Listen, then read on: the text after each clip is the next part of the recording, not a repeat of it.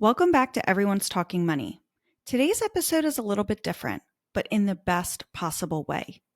What you're about to hear is a deep, emotional, and frankly overdue conversation about how we tie our self-worth to our net worth and how to finally stop this. And let me just say this up front. It's a lot. This is the kind of episode you don't rush through while half listening in the carpool lane or folding laundry. This is the one you sit with. So instead of cramming it all into one mega solo episode that would have run longer than your last therapy session, I'm breaking this episode into two parts. Part one, what you're listening to right now. We're going to dive into where this toxic belief comes from, how it shows up in your everyday financial behaviors, and why it's so hard to break free from it. It's raw. It's real. It's for anyone who's ever looked at their bank account and thought it said something about who they are. Then, in part two, we will move into the how. I'm going to talk about concrete, tactical strategies you can start using immediately to reclaim your worth, set boundaries, and make financial decisions from clarity, not shame. So let this be your permission to pause, breathe, and absorb this in two meaningful doses. Let's get into it.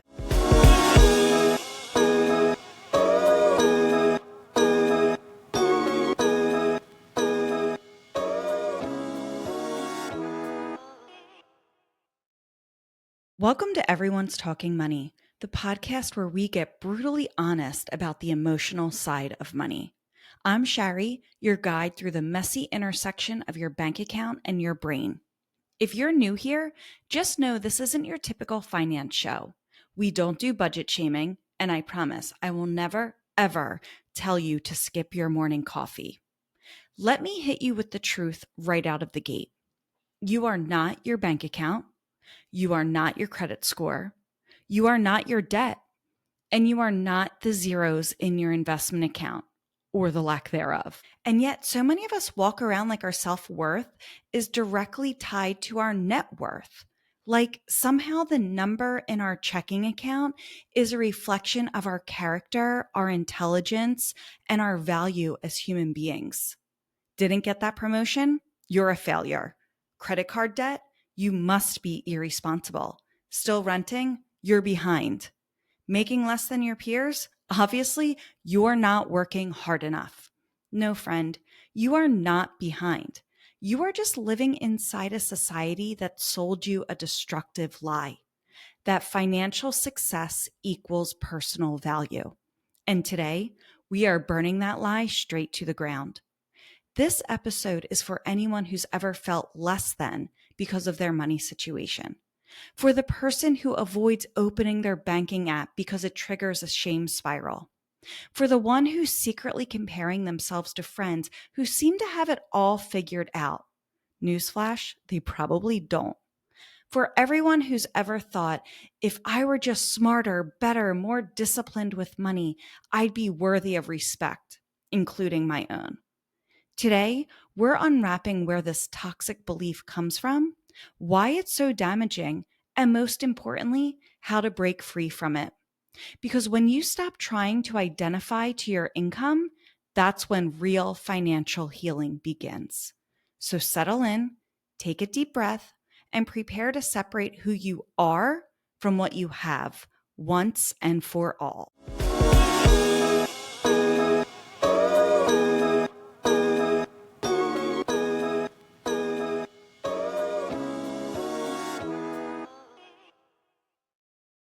Let's start at the beginning.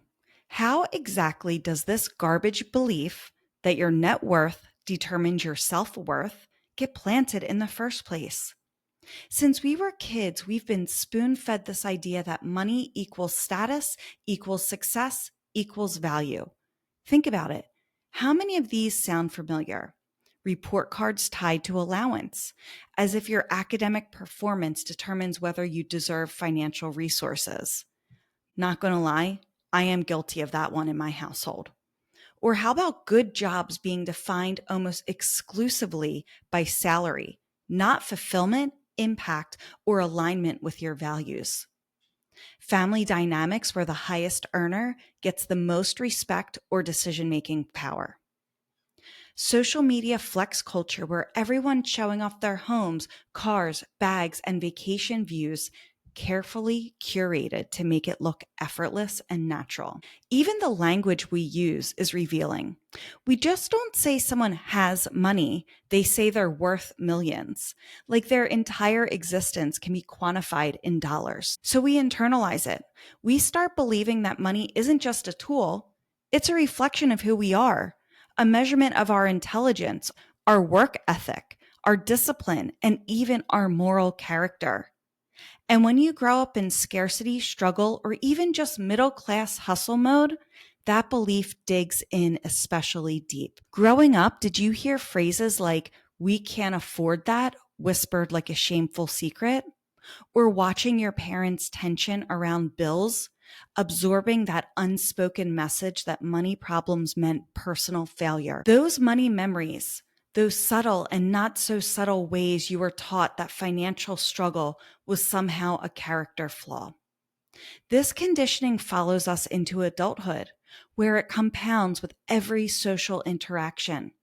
Every time a friend group plans a vacation you can't afford, every baby shower gift that stretches your budget, every wedding invitation that requires a new outfit, every teacher's gift at the end of the year, those become moments of not just financial stress, but identity crisis.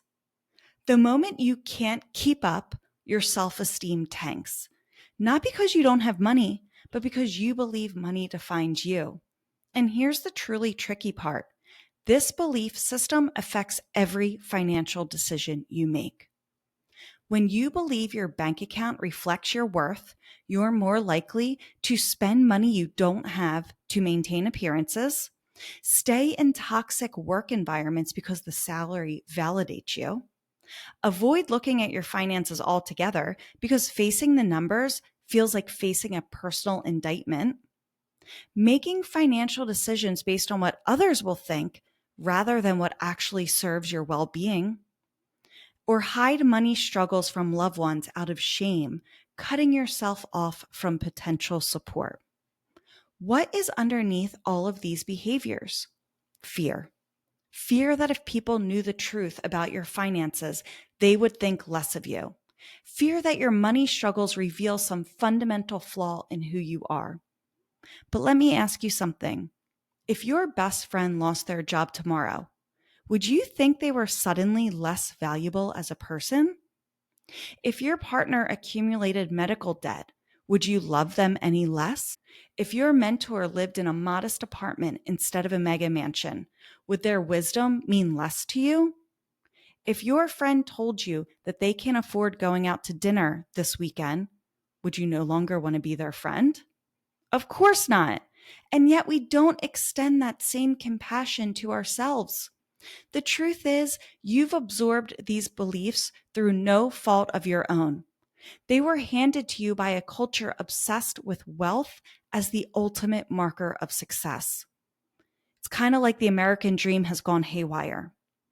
An economic system that benefits from your insecurity by well-meaning parents who are likely fighting their own money demons. Understanding where these beliefs come from doesn't immediately dissolve them, but it does something powerful. It helps you see that they're not your beliefs, they're inherited, they're conditioned, which means they can be unconditioned. And that's exactly what we are going to do together.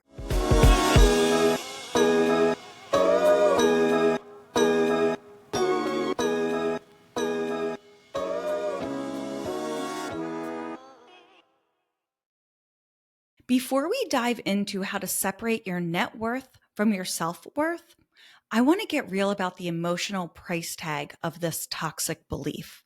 Because make no mistake, it is costing you, not just financially, but in every area of your life.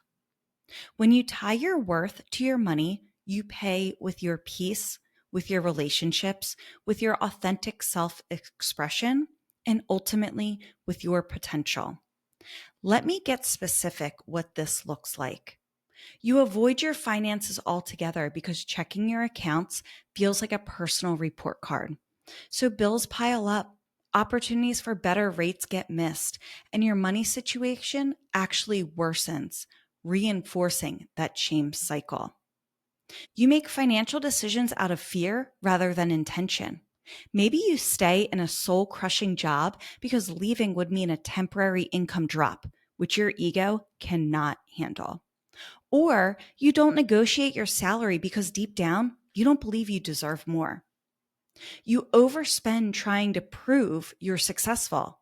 That designer purse you can't afford, that luxury vacation on credit cards, the constant upgrading to newer, better, more expensive, not because these things bring you joy, but because they temporarily soothe that fear that you are not enough. You stay small in your career and your life because you think people like me don't do things like that. Your financial history becomes a limitation on your future, preventing you from taking risks, pursuing dreams, or stepping into your full potential. You hide parts of yourself from people who love you.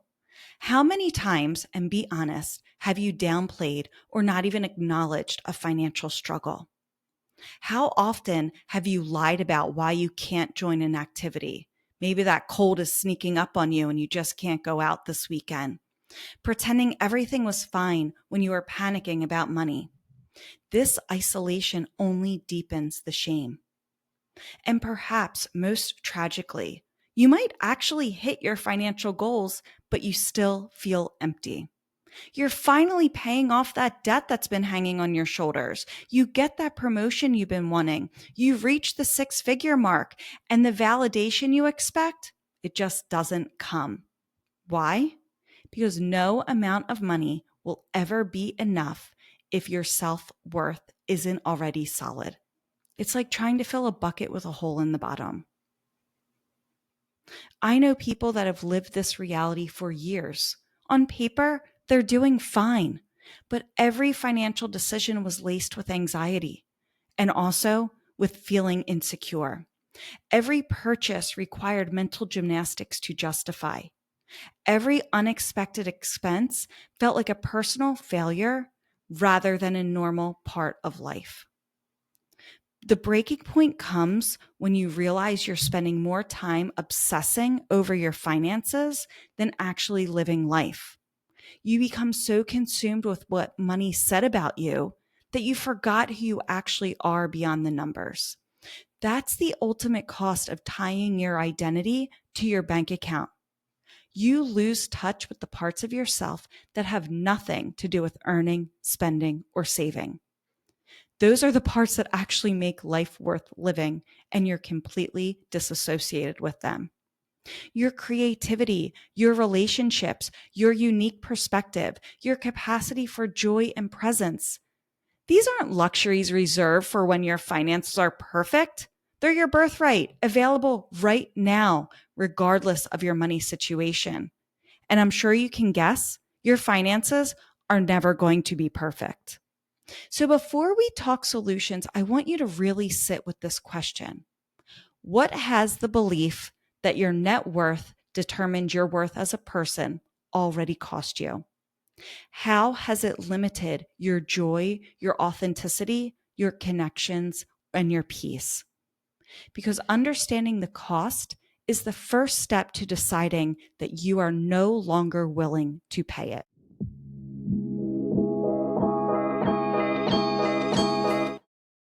So let's talk about the stories we tell ourselves about money, the ones that live deep in our bones, often without us even realizing it. On the outside, someone may look like they got it all together. Decent paycheck, or so you think. Stable job, or so you think. Maybe even a few Instagram-worthy vacations or a car that doesn't squeal when it turns left. But behind closed doors, there's often a completely different reality. Credit card debt, financial anxiety, the quiet shame of saying no to things others seem to afford with ease. Many of us grew up in households where money was more than just dollars and cents. It was emotion. It was tension, guilt, fear. Maybe money was the source of every argument. Maybe it was the reason for long silences. Or worst off, maybe it was just never talked about at all. And whether the message was loud and angry or quietly unspoken, it still landed. If you don't have enough, it must mean you aren't enough. You're irresponsible. You're behind. You're not trying hard enough. You're failing. So when a job loss hits, or an unexpected bill comes due, or life just lifing makes your finances take a turn, it doesn't just feel like a financial problem. It feels like an identity crisis. Suddenly, you're not just someone going through a rough patch. You're bad with money. You're the broke friend. You're the one who should have known better. That's the voice of the money story, and it's persuasive.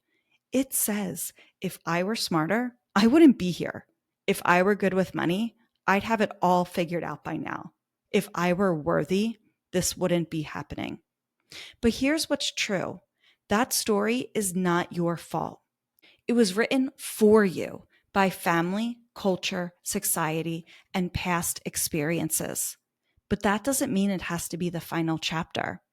The turning point often comes in an unexpected moment. A friend who reminds you of your strengths, a stranger who compliments your creativity, a quiet realization that you've survived more than you give yourself credit for. And suddenly, a new question surfaces. What if your worth was never supposed to be measured by your net worth? What if your value as a human being has never once been reflected in a bank balance, a job title, or a credit score? Because when that shift happens, when someone stops defining themselves by their money and starts defining their money by their values, things begin to change. Not overnight, not perfectly, but profoundly. They start making financial decisions from a place of care and clarity, not shame and panic. They stop asking, how can I fix this to feel good enough? And start asking, what do I want my money to do for me now that I know that I already am good enough? Here's the truth most people don't say out loud. Almost everyone is carrying around a money story. Some are haunted by it.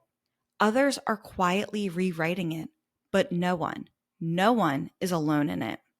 So if yours sounds anything like this, if it's rooted in not enoughness, fear, or feeling behind, know this, it is not permanent. It's a story, and stories can be rewritten starting now.